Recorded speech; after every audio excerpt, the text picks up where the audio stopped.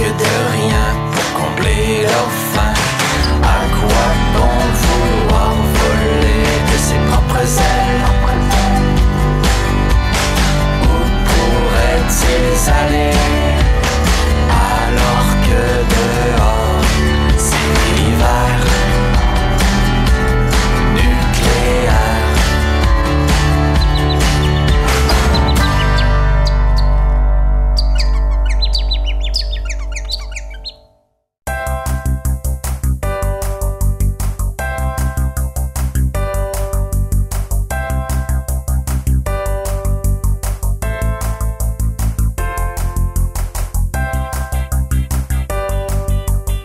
Alors bonjour, bienvenue chez Conteneur Expert. Je me présente, Pierre-Jean Savard. Je suis cofondateur et président de la compagnie Conteneur Expert.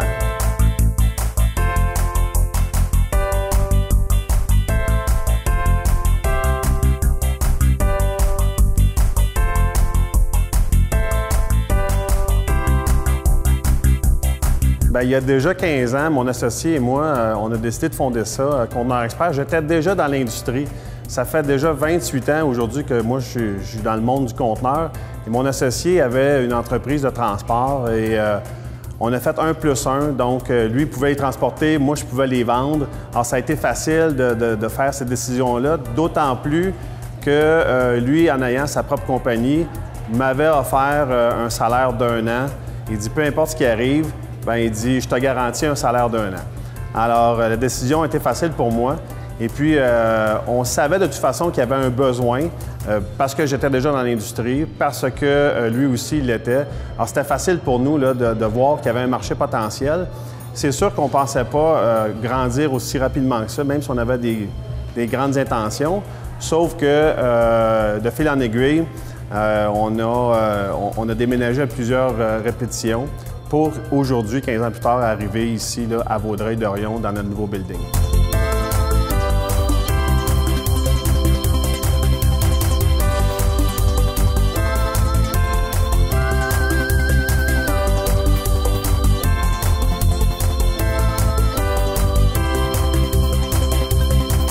Et ce building-là, on est ici depuis 4 ans.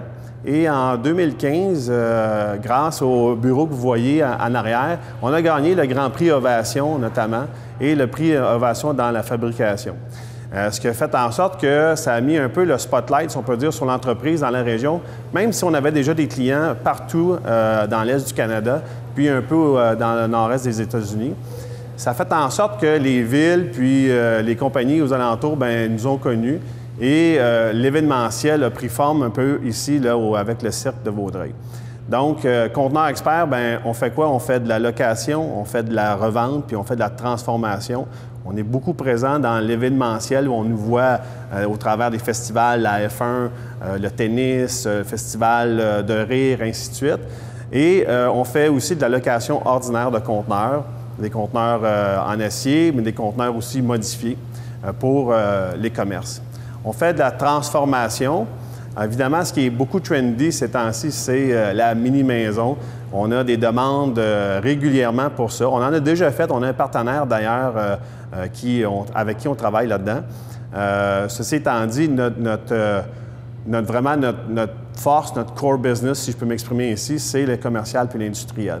Alors, on a des clients, exemple, Hydro-Québec, GE Power, Endritz, tous des clients qui, eux, ont des besoins très, très spécifiques dans leur industrie. Et on transforme ces conteneurs-là en laboratoire, en atelier mobile, en bureau de chantier, ainsi de suite. Puis on fait aussi, comme je disais, la revente de conteneurs standards, pas modifiés. Et ça, bon an, mal an, on va en vendre 600-700 par année comme ça.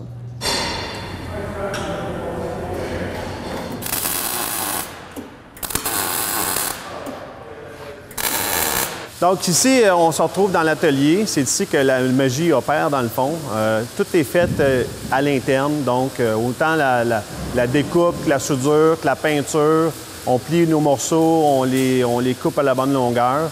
Donc on peut rentrer, je dirais, une bonne dizaine de conteneurs dans l'atelier.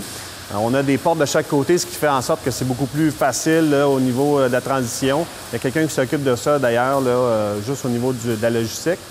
Il y a aussi Michel, notre contremaître, qui supervise en fait toute la division production. Alors, qui va s'assurer que les temps sont respectés, les temps de livraison sont respectés également. Et vous pouvez voir en arrière de moi, en ce moment, on est en train de finir une terrasse pour nos conteneurs événementiels. Alors, quand les gens veulent avoir une terrasse pour leur VIP, bien, c'est un peu à quoi ça ressemble là, avant que ça soit terminé. Mais toute la finition également au niveau du bois, d'isolation, tout se fait ici à l'interne. Présentement, derrière moi, vous voyez nos gars qui sont en train de préparer des portes qui vont aller sur la terrasse VIP. Donc, coupage et soudage de portes de terrasse. Un projet comme celui-ci, on parle d'à peu près 9 heures par porte fabriquée, installée. Nos projets peuvent varier selon la dimension de la job à partir de quelques heures à plusieurs jours, voire même des semaines. À partir du moment où les discussions sont fermées avec le client, le concept est déjà développé. On travaille avec des plans qui sont apportés à l'atelier et puis les gens suivent exactement ce que c'est qui a été demandé sur les plans. Alors, moi, mon rôle, c'est de m'assurer qu'eux autres ont bien compris tout ce que c'est qu'il y a de décrit sur le plan, de planifier le travail, de m'assurer que toutes les pièces sont commandées, que l'acier est commandé, puis qu'on soit prêt à exécuter le travail de A à Z. Bon, moi, c'est Simon Dagenet, copropriétaire de Conteneurs Expert. Moi, c'est moi qui dirige les plans. Avant que ça s'en aille à la production, on approuve les plans pour être sûr que tout est correct selon les clients, les demandes du client. Bien, finalement, mon équipe, c'est sans elle, il n'y a pas de conteneur expert, c'est sûr et certain. C'est pas l'histoire d'un seul gars, en fait, de 2 gars, Simon et moi. On a chez nous 4 représentants aux ventes, un estimateur, on a des gens en comptabilité formidables. On a Michel, qui est mon contremaître dans l'atelier, Frédéric au niveau de la supervision de la soudure.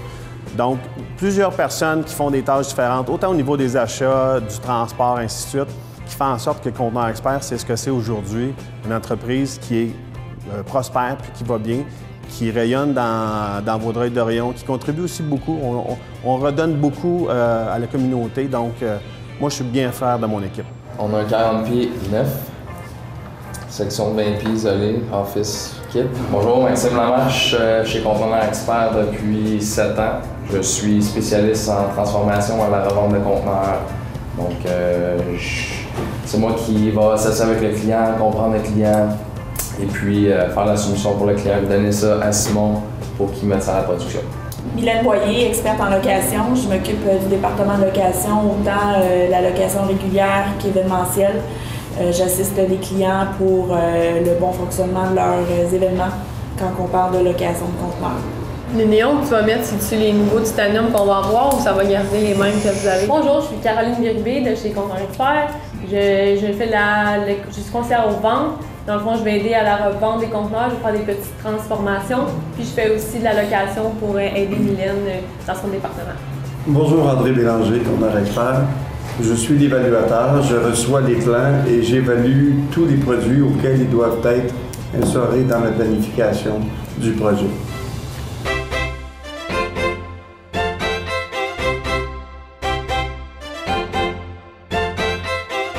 Bien, les grands avantages, en fait, de travailler avec des conteneurs, c'est simple, c'est la rapidité d'exécution rendue sur le chantier et la mobilité surtout. Notre solution, on est des créateurs d'espaces, mais c'est des espaces qui sont mobiles. Donc, on peut être un marché éphémère, on peut avoir un bureau sur un chantier, mais qu'on ne veut pas bâtir quelque chose de permanent.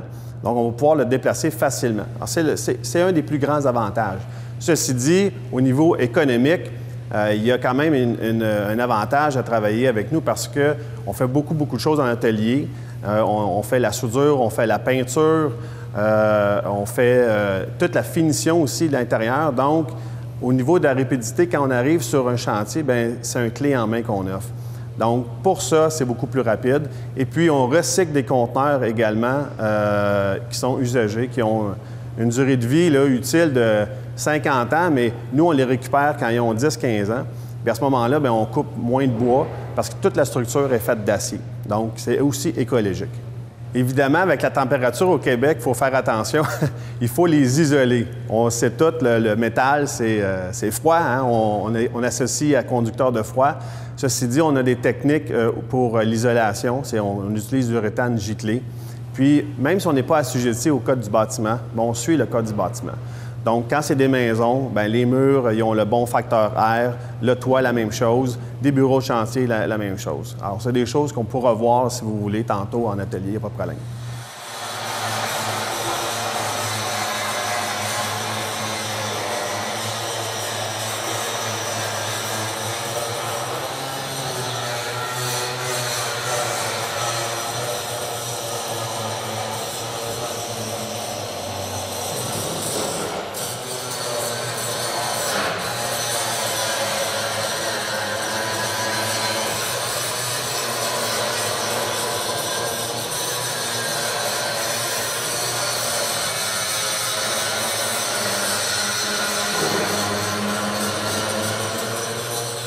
En bout de ligne, la question de limitation, notre seule limitation, c'est de l'imagination de notre client.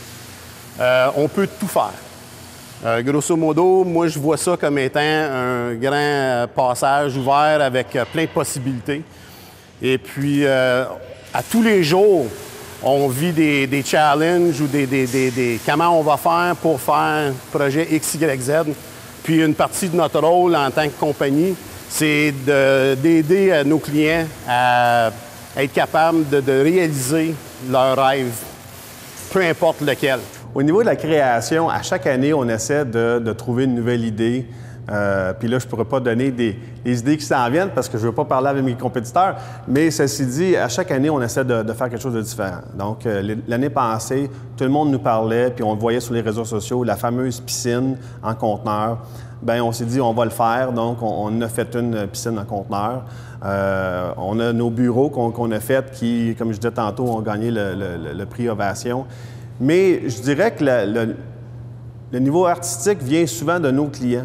On a des clients fabuleux qui viennent avec des idées complètement démentes des fois, mais qui fait en sorte que ça nous met au défi de les réaliser.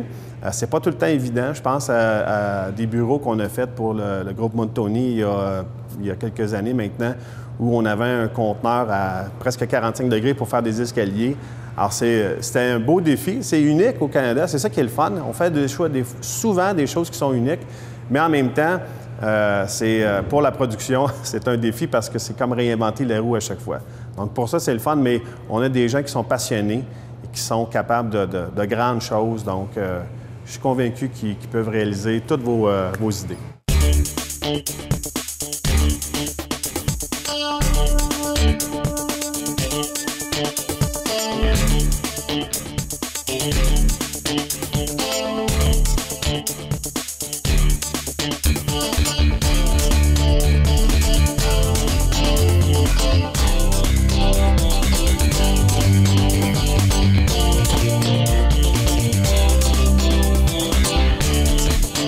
Alors, derrière moi, vous avez un conteneur qui est prêt à se rendre à son étape quasi finale, qui est la peinture. Donc, le conteneur est masqué pour ne pas peinturer ni l'intérieur au niveau des portes de conteneur, ni au niveau des modifications qui sont les portes qui vont être des portes roulantes. Alors, conteneur qui va être un conteneur événementiel qui va servir pour des locations. Salut, Spaceman! On s'en vient de déranger dans ton travail. Peut-être qu'ils veulent venir prendre des scènes de... Il faudrait qu'ils soient en avant, à l'autre bout, parce que les fumes s'en viennent par ici, en partant. Fait que ça va aider les affaires un peu. S'en aille dans le fond, on va les faire passer par l'extérieur.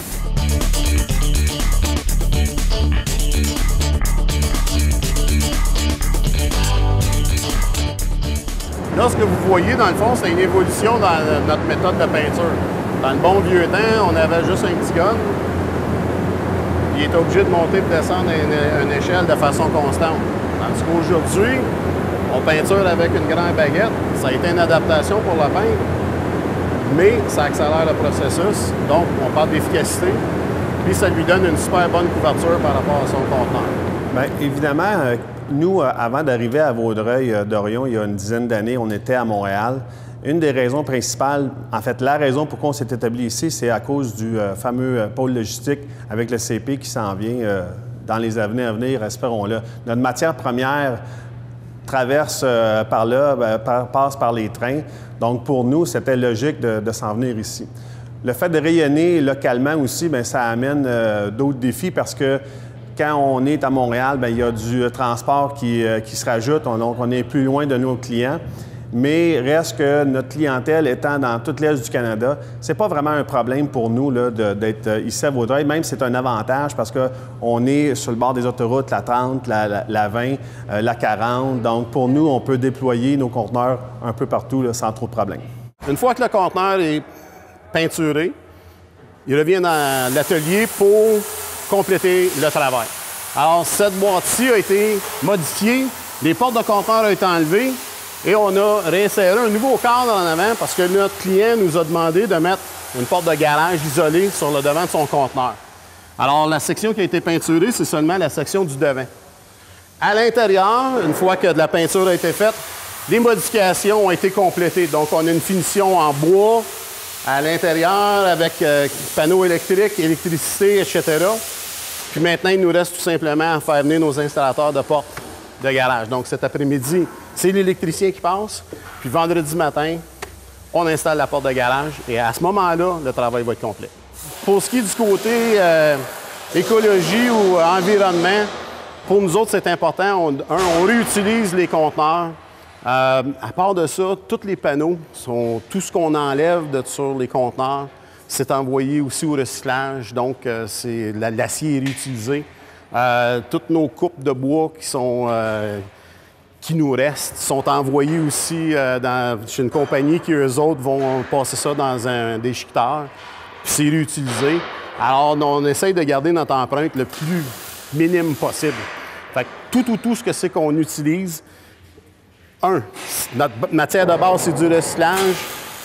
Puis toutes nos matières, une fois qu'on a terminé le travail, bien, sont recyclées elles aussi.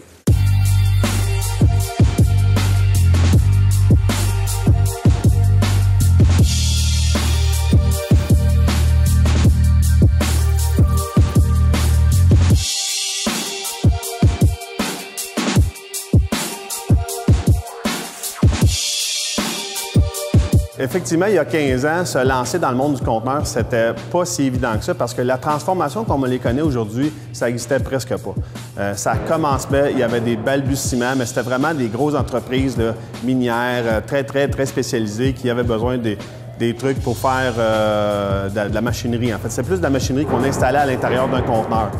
C'était pas au niveau de l'habitation, c'était vraiment au niveau d'une grosse boîte de métal qu'on adaptait pour eux. La location, ça commençait, des événements, il n'y en avait pas. Effectivement, depuis 3, 4, 5 ans, c'est devenu, on ose dire, quasiment sexy d'avoir du conteneur. On les voit partout. Et c'est sécuritaire, c'est facile d'installation. Donc, puis au niveau du transport, bien, c'est imbattable, c'est fait pour ça. Alors évidemment, aujourd'hui, c'est plus facile, ça semble simple, mais c'est quand même un défi à chaque jour de se renouveler, d'avoir des nouveaux produits, puis de nouvelles clientèles. Évidemment, moi, depuis que je suis tout petit, je voulais être en affaires. Je ne savais pas quoi, comme beaucoup de monde probablement. On ne sait pas qu'est-ce qu'on veut faire plus tard.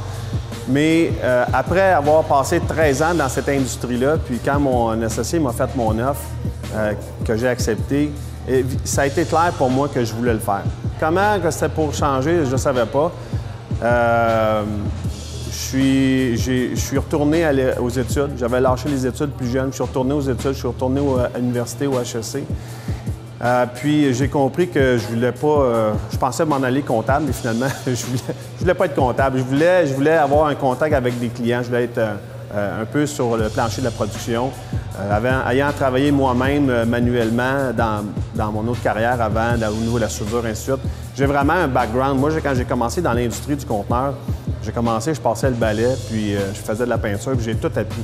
J'ai été soudeur, j'ai été superviseur, j'ai été vendeur, j'ai tout fait. Et c'est sûr qu'aujourd'hui, un des plus grands challenges, bien, c'est de gérer, c'est la gestion, que tout le monde soit heureux ici, que tout le monde fonctionne bien. Mais la fibre entrepreneuriale, ça fait longtemps que je le sais que je l'ai. Puis pour moi, c'était comme un no-brainer, dans le fond, de dire, ben on va se lancer là-dedans, puis on verra ce qui arrive. Mais l'équipe, elle est importante. L'équipe contribue au succès, mais aussi, il faut des fois penser à aller chercher à l'extérieur. Depuis 1 an environ, on a mis en place un comité consultatif, un genre de CA externe, qui vient nous challenger sur nos façons de faire, sur nos idées, sur notre comptabilité, nos tableaux de bord, ainsi de suite. Et il faut être assez humble, dans le fond, pour accepter la critique, puis pour continuer, puis d'apprendre toujours. Donc, c'est un peu ça, être entrepreneur, là, c'est à tous les jours un nouveau challenge, puis d'apprendre, puis de s'améliorer pour que ça aille mieux, dans le fond.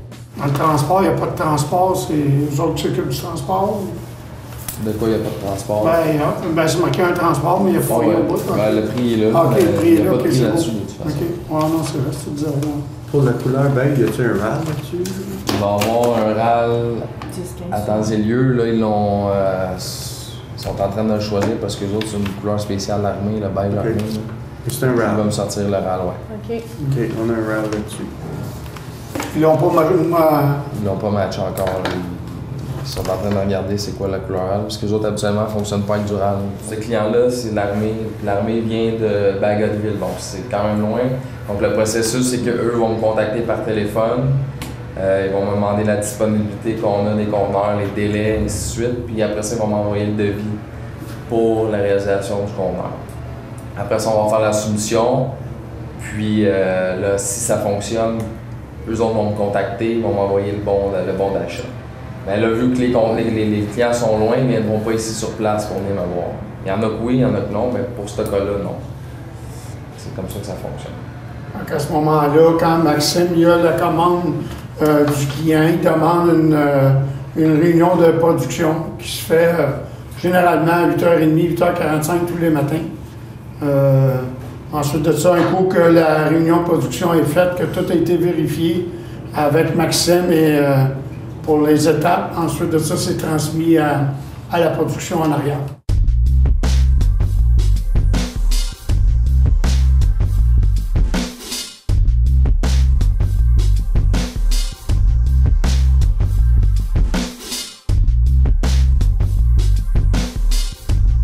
Au département de location, on fait beaucoup de location événementielle aussi. Tout dépendamment du projet, des fois c'est des projets de très grande envergure avec des conteneurs qui sont surélevés. Donc on nécessite une équipe de montage qui est composée de Simon avec un homme en arrière. Il faut planifier ça avec le client, donc autant organiser la livraison pour être sûr que tout arrive dans le bon ordre et dans la bonne direction. Au bon moment aussi avec les installateurs, la grue. Des fois, ça demande une grande planification. Puis le client est toujours satisfait avec notre montage. Ça peut aller dans un montage d'une trentaine de conteneurs à un montage de 2 conteneurs selon les événements. Il y a différentes façons de procéder, évidemment, tout dépendamment de ce que le client cherche, désire. Pour répondre à ses besoins, mais on prend ce qui est le plus facile et ce qui lui convient le mieux aussi. Donc oui, ça arrive de faire des rencontres pour la planification d'événements avec le client d'abord pour connaître ses besoins aussi et par la suite pour la livraison et le montage de son événement, autant pour le démontage aussi. Donc c'est des choses qui se produisent aussi avec le département de location.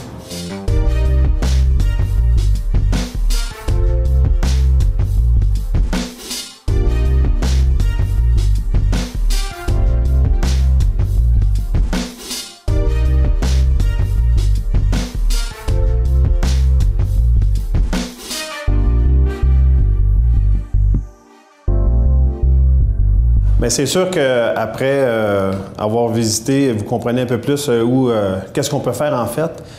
Mais Conteneurs Experts, tranquillement, s'en va vers le modulaire. Donc, on a toujours travaillé avec des conteneurs.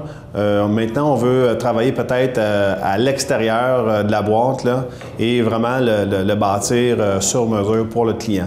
Beaucoup de clients nous demandent des choses qui sont facilement réalisables, mais qui, malheureusement, ne cadrent pas dans un conteneur. Donc, en étant un atelier d'acier, on peut faire la soudure, la découpe, Pour nous, c'est très facile. Donc, 2018, on se dirige vers là, vers du modulaire sur mesure.